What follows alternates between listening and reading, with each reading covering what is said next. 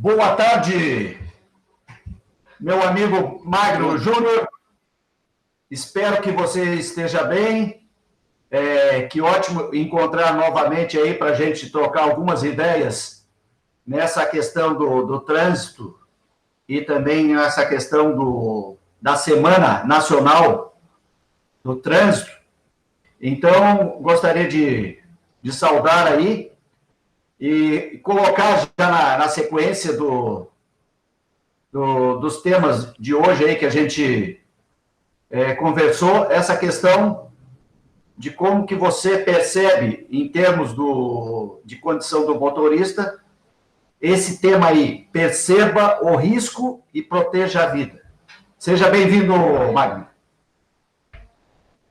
Obrigado, José. É um prazer sempre estar conversando aí contigo, né, e espalhar essa ideia aí de segurança aí com todo mundo, né? Pois bem, né, nós estamos aí no final da Semana do Trânsito, e o tema permaneceu o mesmo, né, do ano passado, né? Perceba o risco, proteja a vida, né? E é um tema assim muito que pode ser usado sempre, né? Porque ele engloba justamente o que a gente busca com a segurança, né? Que é a proteção da vida. Embora quando se discute o trânsito, acaba na questão da fiscalização, essas discussões, indo, como a gente vai conversar mais à frente sobre a questão da CNH, indo para a questão da multa apenas, mas isso, né, é tudo consequência, ou melhor, tudo busca a proteção da vida.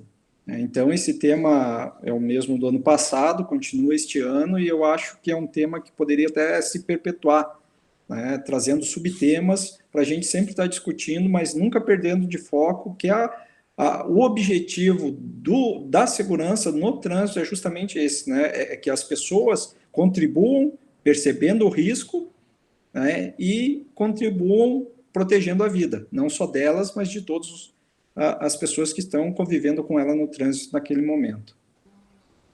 Eu tenho percebido, assim, que existe já, digamos, uma maior percepção, mas ainda não tão significativa como a necessidade, por causa das mudanças de comportamento dos motoristas e com tecnologia nas mãos desse motorista durante o período que ele está dirigindo, né? Isso também acaba influenciando no comportamento e nas mudanças de atitude dele diante de uma situação de risco. Então, tem situações, às vezes, que a gente percebe num cruzamento, a pessoa olhando só para um lado. Digamos, eu estou olhando só para o lado direito e o trânsito, e pedestres, bicicletas e motos estão vindo no sentido da esquerda dele. E aí, às vezes, se a gente está num momento de cruzar na frente de um veículo, na condição de pedestre, eu tenho por hábito de esperar esse motorista se movimentar com o pescoço dele e olhar para a esquerda, para perceber que outras coisas estão acontecendo na via e que ele precisa ter essa atenção diante de um risco aí eminente dele tomar uma decisão de avançar com o carro e não observar os dois lados. É aquela educação básica que no passado os pais sempre orientavam no sentido de que, olha, meu filho, olha para o lado e olha para o outro antes de cruzar a rua.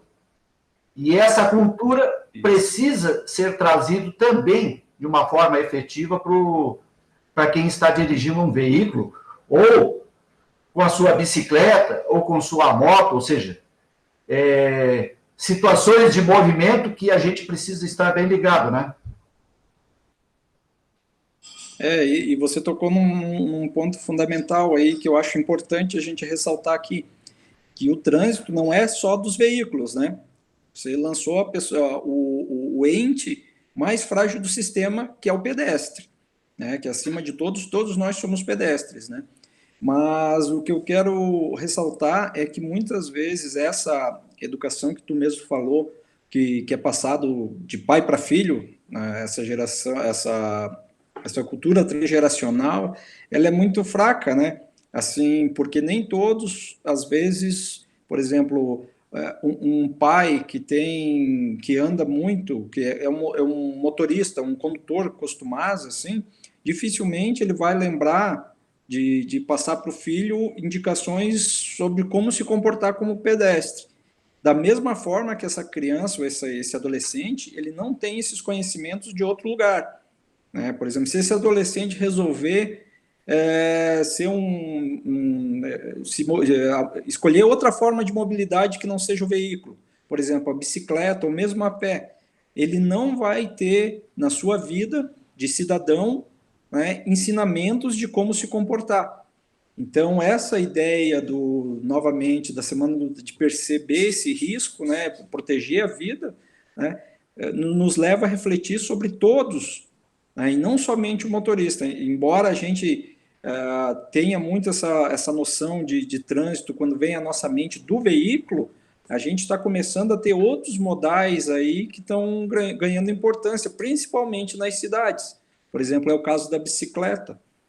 Então, a gente precisa rever muitas coisas, e é nessa oportunidade, nessa semana, né, onde todos os olhares estão, grande parte dos olhares estão voltados para essa problemática, para a gente rediscutir todo o nosso sistema de mobilidade, principalmente na forma de educação. Legal, e você também, em cima do meu comentário, você percebeu também, e eu também vi que foi uma riqueza interessante que você colocou, que a gente percebe também que tem muitos filhos que vão se tornar motoristas na sequência, convivem muito com os hábitos da família de locomoção, sempre dentro de um carro, às vezes não tem nem noção também, às vezes, de como que é utilizar um ônibus urbano, rodoviário, esses meios de locomoção que as pessoas têm, e quando você não passa por esse estágio, né, de aprendizado ali, lá no início, algumas deficiências naturais vão aparecer, porque o nível de percepção das pessoas não está preparado para enxergar detalhes. Então, às vezes, como em qualquer situação, às vezes de um gestor que não está acostumado, por exemplo, a trabalhar em ambientes de conflitos, quando ele está diante de um conflito, dentro da sua equipe, ou em algum momento, ou existe uma situação de risco, ele não está familiarizado para fazer essa leitura rápida e fazer os acessos de capacitações, supostamente, que o cérebro vai conduzir o seguinte, com mais sabedoria para trabalhar de um jeito, de outro. Então, são situações que a gente também percebe no trânsito, esse comportamento. Às vezes a pessoa, por exemplo, está acostumada a dirigir hábitos em alta velocidade, por exemplo, numa via rápida, quando ele entra num perímetro urbano, que a gente percebe situações aí frequentes nos dias de hoje, essa pessoa continua com os mesmos hábitos. A leitura e a releitura dele, que ele está supostamente num ambiente que ele precisa perceber qual é a velocidade que ele está utilizando, qual é que é a segurança que ele vai ter junto com as pessoas que estão convivendo com ele na via. Isso aí mexe bastante com a mudança de atitude do motorista. Isso aí. Se a pessoa não tem essa percepção, né, fica mais difícil ela tomar uma atitude que proteja, por exemplo, o pedestre. Se ele não é acostumado ou não tem, ou mesmo assim um certo preconceito, né, que infelizmente as bases do nosso trânsito são muito aristocráticas ainda. Então, tanto é que a maioria das pessoas, assim, ou das famílias mais carentes, o principal sonho é comprar uma motocicleta ou um automóvel, né, para se sentir mais dentro da própria sociedade. É um erro histórico que o nosso trânsito traz, e com isso traz também essa problemática de você não enxergar os menores, né? Principalmente. Então, se você não aprender isso na sua vida, né, principalmente no fortalecimento da tua cidadania, que isso pode ser incluído na escola, por exemplo, que é uma falta que a gente tem, porque educação para o trânsito não é tu ensinar para criança ou para adolescente legislação, né? Talvez isso faça parte, dependendo da faixa etária, né, próximo aos 18 anos, mas no mais, a educação para o trânsito é passar esses conceitos de respeito, responsabilidade, de mobilidade, de empatia na sociedade, né? E a gente acaba perdendo muito isso, e historicamente a gente é muito deficitário, e a gente espera que agora, né, agora dia 18 de agosto, foi iniciada a nova década mundial de ação pela segurança no trânsito, né? Temos mais 10 anos aí para trabalhar e ver se a gente consegue mudar essa cultura.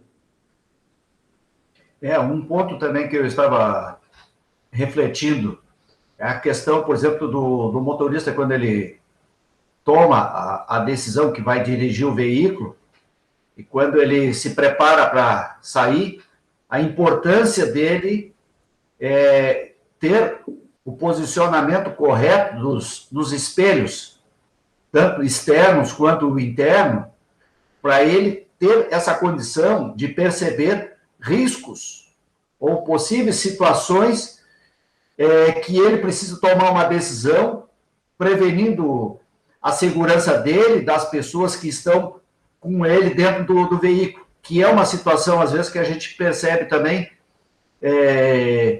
situações, às vezes, que a pessoa troca de motorista, a distância do assento até o posicionamento dos pés no pedal, às vezes, não é o adequado, ou ele não utiliza o cinto de segurança, porque ele viu o motorista anterior, junto com ele, não usando o cinto, usando o celular direto na mão, numa das mãos, e a outra tentando dirigir. São situações assim que a gente percebe uma gama muito grande de situações que o motorista precisa estar atento nessa questão da segurança, né? Assim, é muito interessante, assim, a gente pode fazer, vou citar aqui o teu livro, né, que mostra muito bem isso, né, que o motorista, ele é o gerente, é como se fosse, analogamente, é uma empresa a viagem que ele está fazendo, e Sim. Ele é o diretor daquela viagem, né, então tudo isso que tu falou, olhar o espelho, né, assim, colocar ergonomia, né, você sentir confortável ali para conduzir o veículo, faz parte de uma visão geral, né, que você tem que ter baseada na segurança, né? Então, Exato. Eu acho que também falta a gente avançar justamente valorizando o profissional do transporte e dando essa responsabilidade para ele, ou dando não, ele já tem essa responsabilidade, mostrando para ele que ele é o gerente daquela viagem, né, e que ele e que não é pouca coisa o que ele está fazendo, né? Dirigir, todo mundo dirige. Não, profissionalmente não é todo mundo. Né? Então ele tem que estar capacitado, ele tem que se sentir motivado e se sentir valorizado, né? Porque assim ele vai buscar cada vez mais a segurança, né? Pelo menos eu penso assim. Nessa colocação aí que eu escrevi em vários momentos, essa questão aí que o motorista é o líder da operação, e seja ele num automóvel, ou ele numa bicicleta, numa moto, motorista de caminhão, de ônibus, são situações que quem está e assumiu aquela posição de comandar aquele veículo, ele precisa estar bem consciente de todas as atribuições que ele precisa ter e o que os outros ao redor dele esperam que ele tenha. porque na realidade os demais que estão junto com ele, digamos um motorista de ônibus, os demais passageiros passam a ser, estão observando situações, mas não conseguem naquele momento intervir. Algumas situações, às vezes, já percebi ao longo de em determinados momentos, assim, que o passageiro chega próximo do motorista e pede para ele reduzir a velocidade, pede para ele parar num determinado ponto, porque às vezes a campainha, a sinalização não está funcionando, ou às vezes o motorista não tem hábito de perceber que um passageiro precisa parar num determinado ponto lá e ele continua acelerando o veículo lá por N motivos, ou seja, o pensamento dele está longe, fisicamente ele está ali na frente do volante, mas mentalmente ele está distante. E quando acontece isso, esse momento de desligamento do cérebro com o comportamento físico dele, as reações junto ao volante, isso que causa bastante problema e se percebe que a maior parte dos acidentes acontecem por esse sentido, porque às vezes ele não consegue fazer uma leitura de um outro veículo que está em dificuldades, ou o motorista aconteceu algum problema físico nele, que ele perdeu o controle e ele vai ter que reagir de uma forma momentânea para se livrar daquela situação, né? Sim. Por isso que é importante a atenção, né, para essa categoria de profissionais, né, que são diferenciados e muitas vezes são discriminados. Sim. Né, pelo menos é o que a gente vê.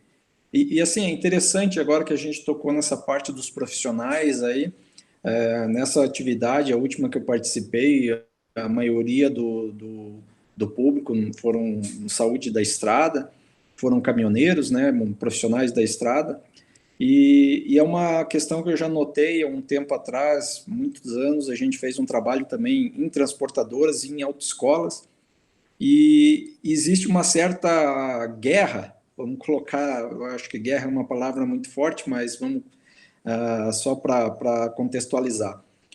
O motorista de transporte de carga, principalmente, ele pega, quando você vai fazer uma intervenção com ele, rápida, ele diz, mas vocês têm que falar isso para os condutores de veículo pequeno. Né? E o condutor de veículo pequeno, quando você vai numa autoescola, por exemplo, ele diz, mas tem que ser vocês têm que falar isso para os caminhoneiros. Ou seja, o que é isso? Isso é uma falta de conhecimento ou uma falta de empatia entre a sociedade de uma forma geral, né? Porque a maioria do pessoal desses que andam nas estradas, maioria não sei se seria a maioria, mas alguma parte não tem conhecimento da dificuldade ou da complexidade que é dirigir um caminhão. Né? E você, por exemplo, frenar um caminhão, né? Então, e da mesma forma, assim, o motorista profissional, ele está tão envolvido na profissão dele também que ele esquece, às vezes, que a pessoa que está dirigindo aquele carro não é um costumaz condutor em rodovias, por exemplo, né? Sim. Então, fica essa guerra, assim, ideológica, vamos colocar até essa palavra aí, que tudo isso, no meu entender, se resolve ou busca atenuar através da educação, né? Que tanto um quanto o outro categoria tiveram basicamente a mesma instrução, só que o profissional acabou aprendendo mais sozinho e o motorista domingueiro, vamos colocar essa palavra que todo mundo usa, acaba aprendendo também, mas somente dentro da estrada, quando ele vai para a rodovia, ele não percebe essa diferença. Né? Então, isso tudo poderia ser sanado com uma formação de condutor e uma educação continuada sobre segurança ao longo da sua jornada de vida, né? Porque o trânsito a gente vai utilizar ele sempre, até o nosso fim. Dois pontos que eu achei importante aí você ter lembrado é a questão da educação, e dentro da educação tem uma palavrinha mágica que é empatia. Se colocar no lugar do outro em determinadas situações aí, nós somos desafiados. Às vezes, mesmo que você esteja... estou fazendo uma ultrapassagem numa autoestrada, eu percebi que existe a oportunidade, estou ultrapassando um caminhão, no meio da ultrapassagem, o motorista do caminhão dá um sinal que ele também vai vir para o mesmo lado que eu estou vindo, querendo ultrapassar. A pista começa a se estreitar, aí o que acontece? Você reduz a velocidade e deixa o motorista conduzir aquele bitrem, aquela carreta lá, para o caminho que ele quer, ultrapassar um carro na frente, ou às vezes ultrapassar um outro caminhão, ônibus. Então, situações assim que eu já percebi em vários momentos, na BR-101, nessa região aqui próximo das praias, situações de domingo à tarde, final da tarde, comportamentos assim bem frequentes de veículos de maior estrutura física maior, ônibus, caminhões, eles disputando espaço, às vezes, fazendo uma leitura o seguinte: não, eu tenho uma estrutura maior, eu vou fazer a ultrapassagem agora e não vou esperar esse carro pequeno me ultrapassar. Vou fazer esse carro pequeno aí ficar junto ao guarda-reio, a separação do meio da pista.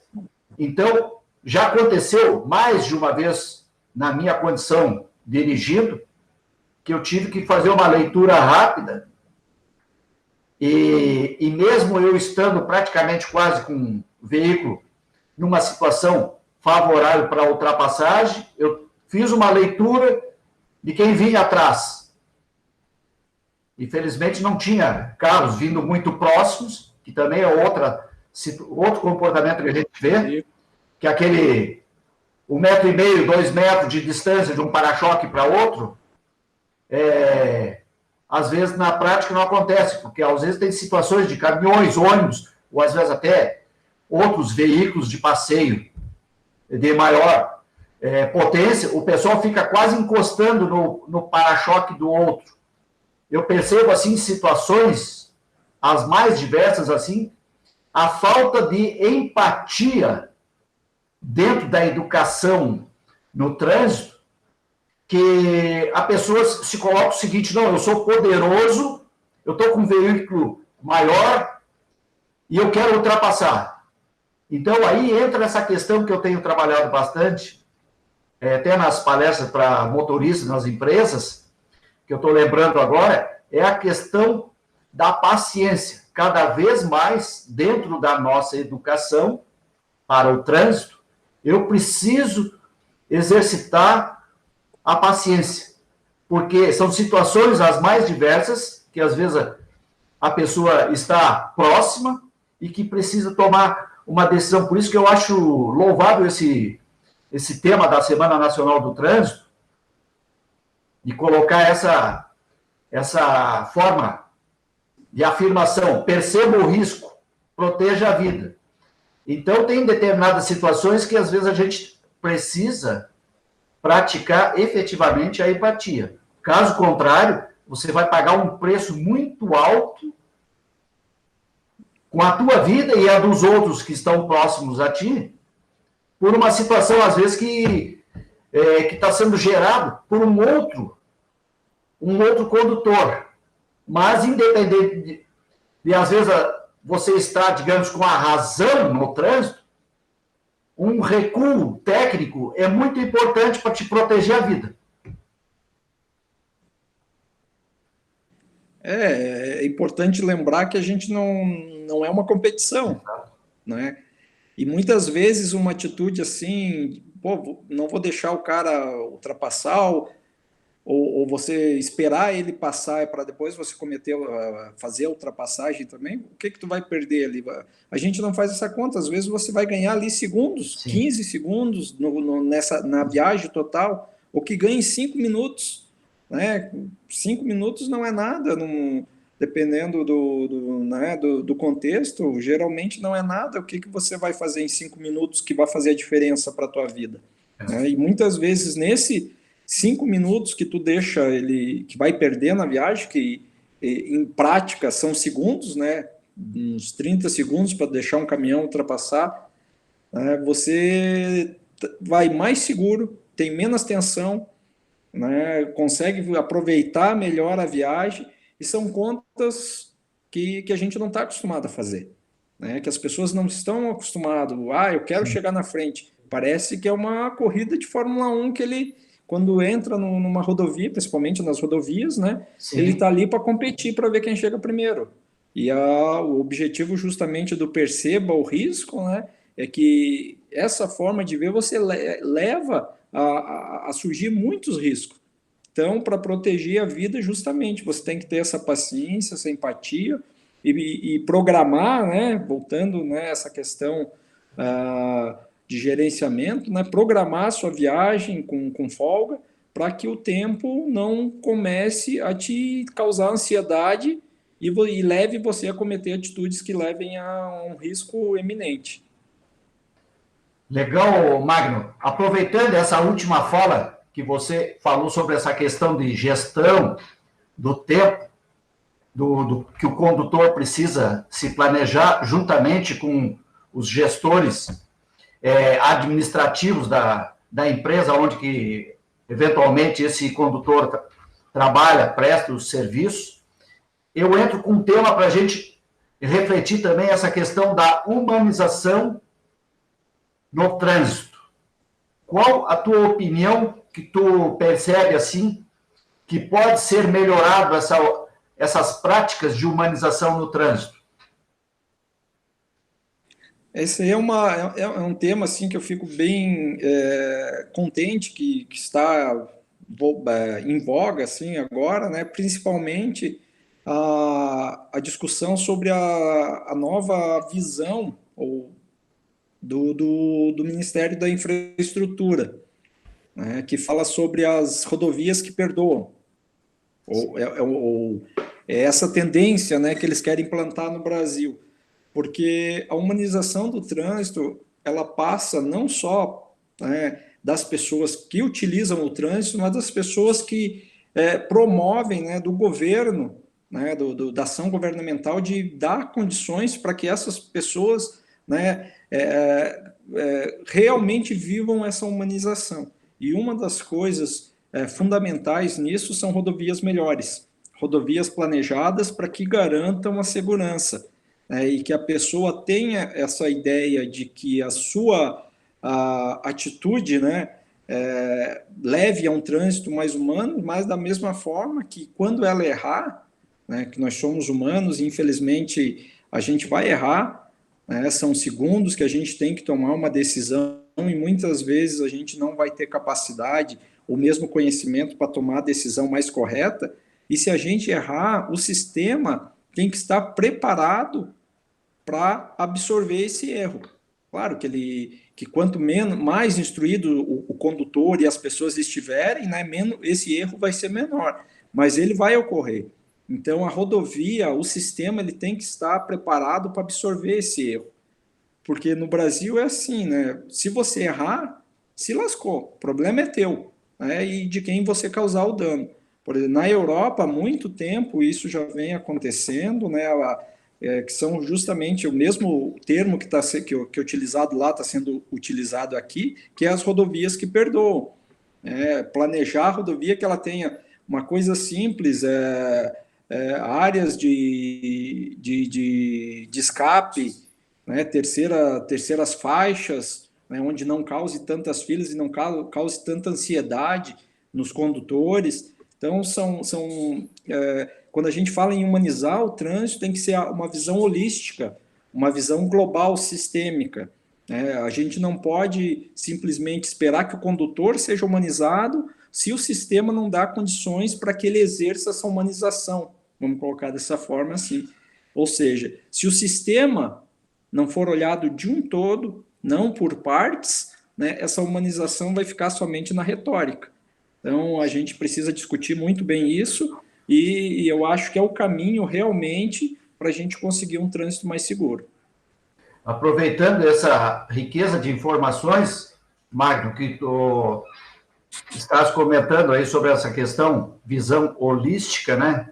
Sobre a humanização no trânsito, eu amplio também esse nosso olhar aqui, essa questão, desde os projetos de estradas, desde aquela definição de curvas, que eu preciso analisar bem como que eu vou fazer, quais são as sinalizações adequadas e que também tragam para o motorista uma certa segurança quando ele está dirigindo, porque às vezes você deve observar em determinados momentos que você, às vezes à noite, principalmente, o nível de dificuldade de visibilidade aumenta, você às vezes não consegue perceber se tem uma faixa que é permitida ultrapassagem ou não, se tem uma sinalização de aclives ou declives na pista, ou seja, sinalização com animais que podem estar sujeitos a cruzar a pista.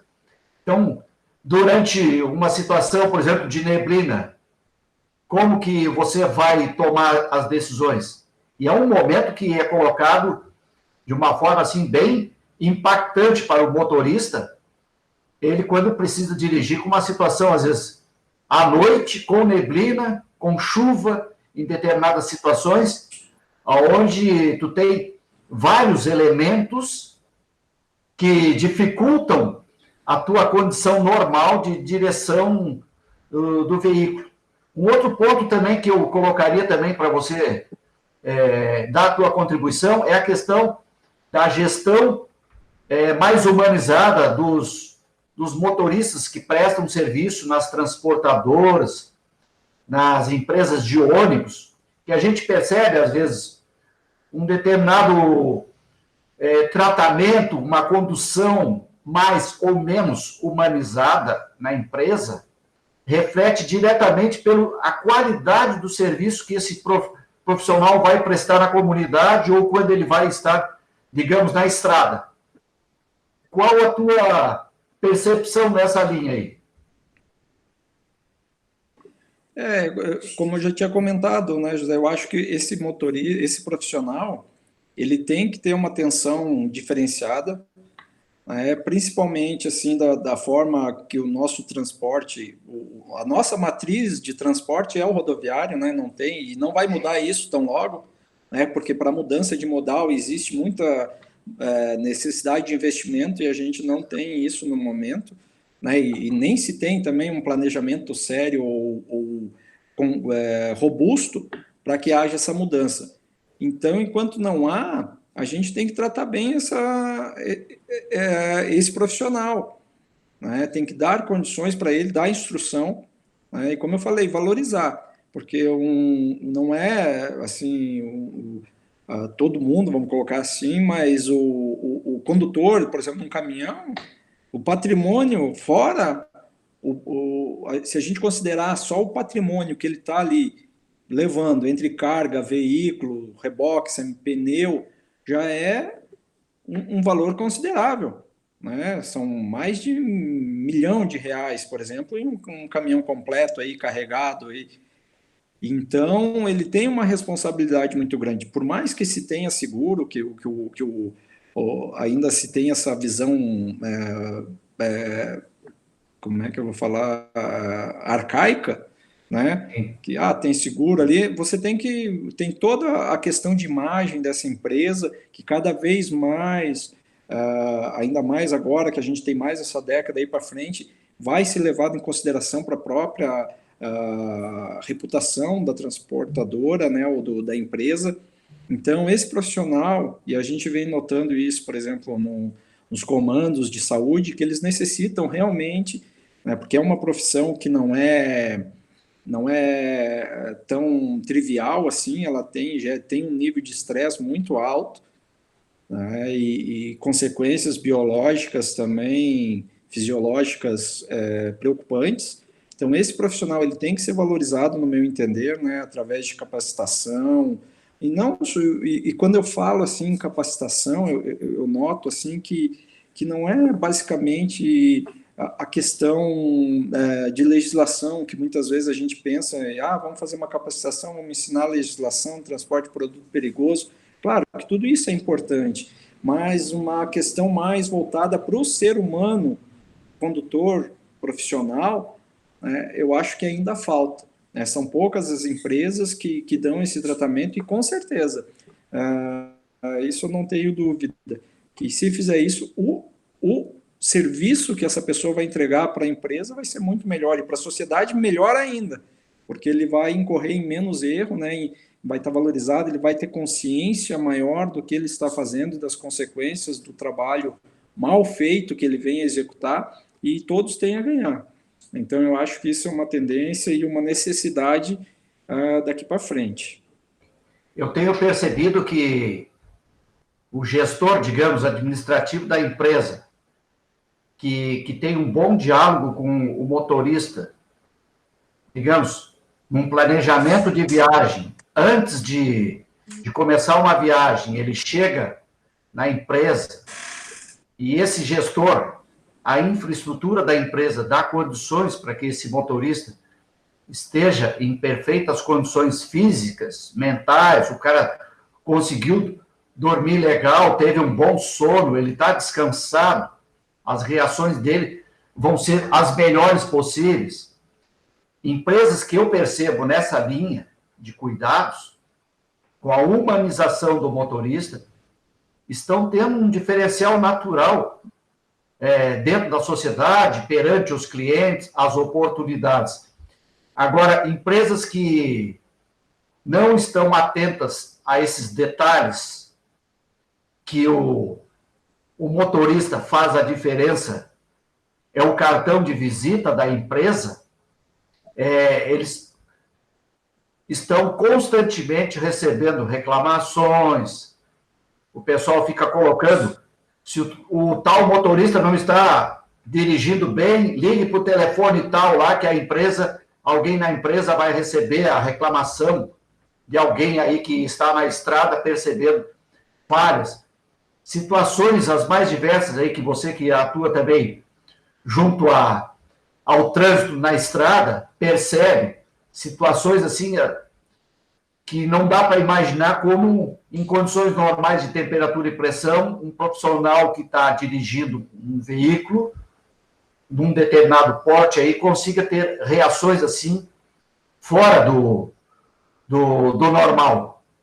Porque provavelmente esse motorista está, de uma certa forma, condicionado, pressionado para tomar decisões, às vezes fora da normalidade, que depois que acontece alguma coisa que se envolve com um acidente na estrada, por exemplo, aí fica todo mundo, toda a visão abrangente da empresa, estratégica da empresa, pensando por que aconteceu tal coisa. Isso é uma cultura que acontece em várias atividades humanas. Só depois que acontece alguma coisa muito impactante e que envolve muitas pessoas no ocorrido, aí começa a se trabalhar com comportamentos mais preventivos, não trabalhar numa condição seguinte, não, isso aqui só acontece com os outros, não acontece na minha empresa, e eu vou continuar tocando. E aí o pessoal passa a fazer situações assim incalculáveis. E isso gera um retorno negativo e de resultados para a empresa. Por isso que o pessoal, por exemplo, hoje está havendo uma corrente maior e de eventos que a gente tem participado nos últimos meses aí, essa questão da humanização no trabalho, humanização no trânsito, humanização do motorista, ou seja, humanização do gestor lá, que o cara trabalha 24 horas ligado na tomada, aí quando acontece alguma coisa na saúde, na máquina dele, aí ele tem que parar. E aí ele começa a refletir quanta coisa que poderia ser pensado de uma forma diferente, mas até que não aconteça nada, segue como se diz, segue o jogo. E aí é uma situação que talvez alguma coisa que tu acha interessante de comentar nessa tua convivência junto às estradas. É justamente isso, né? E assim, ó, quando você não valoriza o profissional, já que a gente está falando sobre os profissionais do trânsito, né, esse profissional, para começar, ações reparativas, né? Elas tendem a ser de 5 a 6 vezes mais caras do que as preventivas.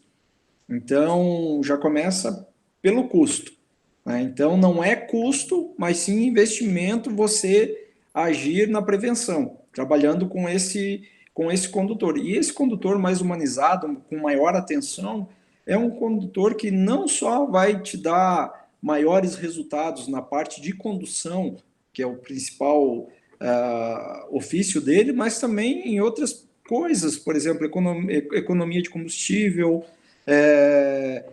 trato com nota fiscal, por exemplo, de transporte, ele vai ter mais asseio, ou seja, é uma cadeia que uma pessoa que tem instrução, né, que percebe, que recebeu o conhecimento e refletiu sobre a importância, né, de ter um comportamento ético, ele vai ser ético em todas as faces da sua convivência, né?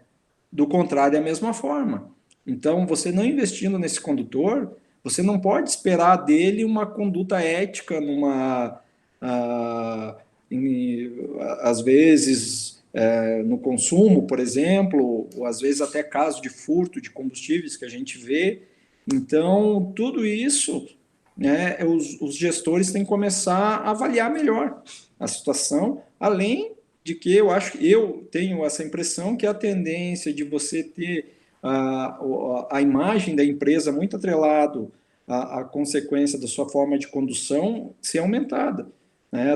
Já existe a proposta daquela ISO do transporte ali, então a tendência é a criação de algum selo, quem sabe, como um tempo atrás a gente não tinha esses selos ambientais, por exemplo, o Ceflor, o SFC, que são selos de qualidade ambiental, a gente pode ter para o transporte também logo, né? Então, as empresas têm que estar preparadas para isso. E o principal ativo deles é o condutor. Então, tem que investir. E um outro tema aí que a gente tinha programado é a questão das mudanças na CNH. Que comentários tu poderia trazer para nós, Magno? Pois bem, né, sobre essa mudança da CNH, eu acho que, de uma forma geral, esse plano de lei ele foi mal pensado, né, ou não foi discutido com a sociedade, então ele, de uma forma geral, ele pode gerar um certo retrocesso, né, mas ele está aí, então a gente não adianta chorar as pitangas, como a gente costuma dizer, e temos que trabalhar com o que vai vir aí. Na minha percepção, a principal desvantagem que trouxe com isso foi o tempo de validade da CNH. Eu acho 10 anos realmente muito tempo, né, porque existem, além do psicológico das pessoas que mudam muito, de uma forma muito rápida, em pouco tempo, né, que é medida através do exame do psicotécnico, né, como também as questões biológicas e fisiológicas, né, que é comum e é certo que vai acontecer, que é com o envelhecimento da pessoa, a acuidade visual, a audição, a própria percepção de tato, de força, anestesia, muda e muda diferente de pessoa para pessoa. Então, quando você tem um intervalo muito grande entre uma avaliação e outra, né, isso pode gerar alguma situação de perigo. Então, eu acho que esse foi um dos principais retrocessos que teve a mudança, né, nesse novo PL aí que vai ser sancionado pelo presidente na questão da CNH. Quanto à pontuação, eu achei interessante, até assim, teria que fazer uma análise mais profunda ainda, que eu não tive tempo de fazer, mas a questão do aumento de 40 pontos, mas quando você tem infrações graves, ele diminuindo, eu acho um sistema até interessante. Só que, novamente, ele deixou os profissionais fora disso. Então, ficou uma regra de pontuação para quem não é profissional, não tem categoria profissional, e uma regra de 40 pontos gerais, que não tem a diminuição quanto ao tipo de infração para os profissionais de categoria profissional, ou seja, as pessoas que mais transitam, né, elas tiveram um afrouxamento no sistema de pontuação. E isso eu também acho ruim. Né? Quem sabe se aquele sistema que foi utilizado para os condutores não profissionais, onde é a 40 pontos, mas se você fizer uma infração grave, baixa para 30, se tiver duas, grave ou gravíssima, baixa para 20, eu acho interessante. Eu acho que poderia ser um sistema melhor, mas com o que a gente tem, dessa situação, a categoria profissional, assim, eu acho que ela ficou muito aberta, muito frouxa a legislação. Beleza, então, Magno. Gostaria, então, da minha parte, agradecer a tua participação nessa conversa aí sobre esses 3 temas que a gente tratou. E, com certeza, vamos compartilhar com outros colegas interessados em melhorar essa questão do trânsito e estimular também o pensamento do motorista para essa questão de perceber e ser estimulado essa percepção do risco, no sentido da gente trabalhar em aumentar a nossa proteção de vida no trânsito. Então, agradeço a tua atenção aí e, da minha parte, aí, desejo um sucesso continuado aí e que continue também investindo uma parte do teu tempo na educação para o trânsito aí na região. Eu que agradeço, José. É sempre um bom programa conversar contigo aí, trocar essas ideias e poder compartilhar com todo mundo, né? E a gente continua firme aí, em breve aí a gente vai ter novidades aí, trabalhando num projeto. Sim. Vamos ver se a gente consegue implantar aí a nível nacional aí um novo projeto de educação para o trânsito aí na Polícia Rodoviária Federal. Aí. E, no mais, a gente está aí lutando, fora o trabalho na PRF, sempre em prol aí da segurança no trânsito, aí para a gente construir um trânsito mais humano. Beleza, então. E que continuamos se protegendo aí dentro desse momento que ainda a gente continua dentro da pandemia, né? E espero aí que tenhamos muita saúde aí pela frente. Com certeza, para todos nós. Sempre com máscara e álcool em gel aí. Valeu, então. Um abraço aí. Um abraço, até mais.